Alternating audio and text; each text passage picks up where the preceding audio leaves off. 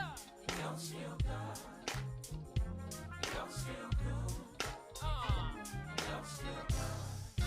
Yeah. Groove. It feel good? It feel good, yeah. Woo, come on, John. All right, we're back up. Hopefully people will join back on. Somebody text Sister Erica and let her know we're back online.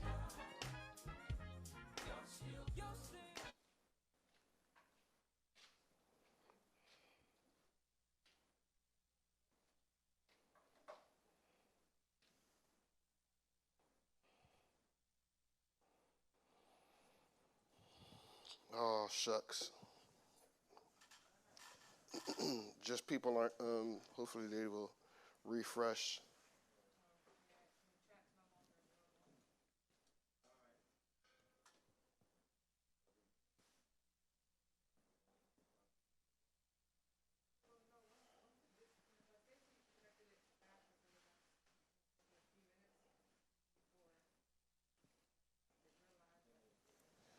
There's 3 people in. Sister Erica, if you're back on, let us know in the chat so I can start answering your question again. Oh, that's us in the room? Hilarious. Hilarious. Lady Key is on.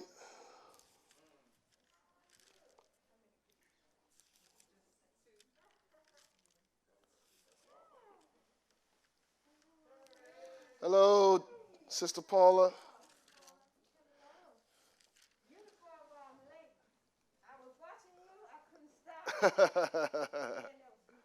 Praise God. Praise God.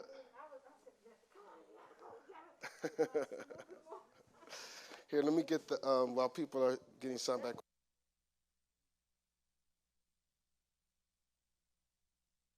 God, I need something new. So I want to tie that idea in with Monday.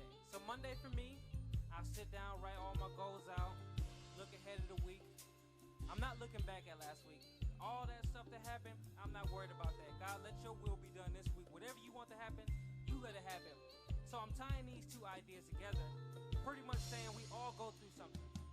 It's inevitable. We all have our own trials. But we got to know that God will give us a fresh start. You know what I'm saying? So with that being said, I'll see y'all on Monday.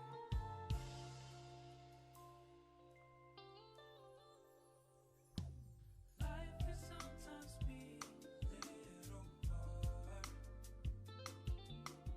Wandering, we wait for a fresh start. Feeling lost most days, and you wish you could go through time, find your way. We just gotta hold on, see what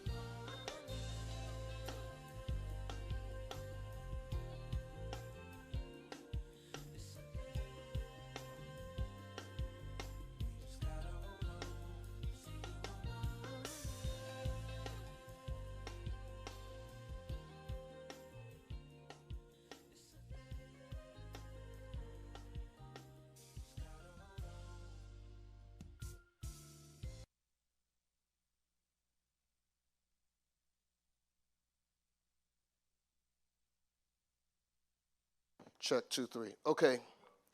I'm going to go ahead and just answer Sister Erica's question, and then we can email her the link to this so she can see it. So, Sister Erica's question was, how can we stay encouraged when God is not answering our prayers, or He hasn't answered our prayers yet? So, my application from the text that we preached from this morning, our sermons from this morning, is that Elijah was on the run for his life. His situation had not been changed around yet. But in the middle, so literally King Ahab was trying to come and get Elijah's life, take Elijah's life. You see that in chapter 18. Lord willing, we'll talk about that a little bit next week. But in the midst of that, God provided for Elijah. So in the midst of his situation, not having turned around yet, God was still providing for him. The Lord sent him to the brook at Cherith, and there God fed him by ravens by day, and bread and meat during the day, and bread and meat in the evening. Verse 6 of chapter 17 says.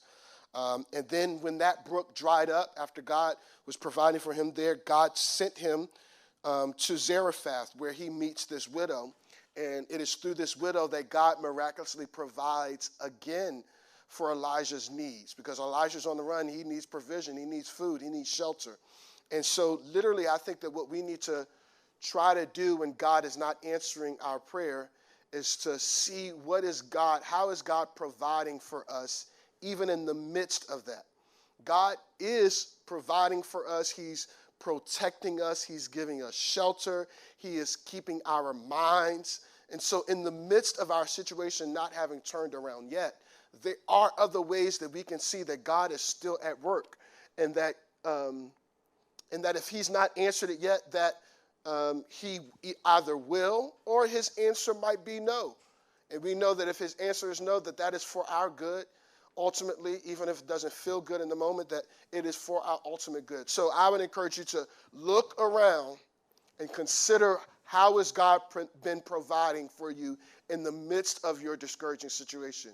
Because God is always showing himself strong, even in the midst of our discouraging situation. So that's how I would encourage you, Sister Erica, particularly from this text. There are other things that we can look to in the scriptures, but I would say that from this text that's one way. And give you one from outside of this text.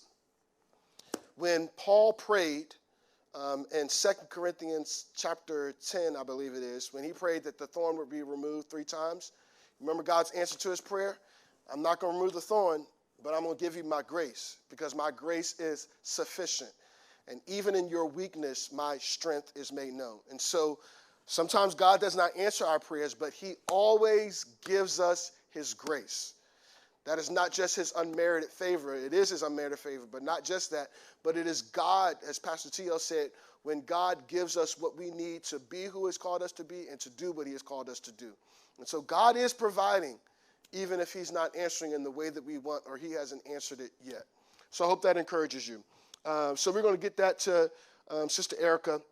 And yes, many of you are pointing out Eutychus and Acts. Sister Lady Key, she texted about that, as well as Dr. Bev and Sister Lisa, and Sister Lenura, they all mentioned that where he fell asleep listening to Paul praying.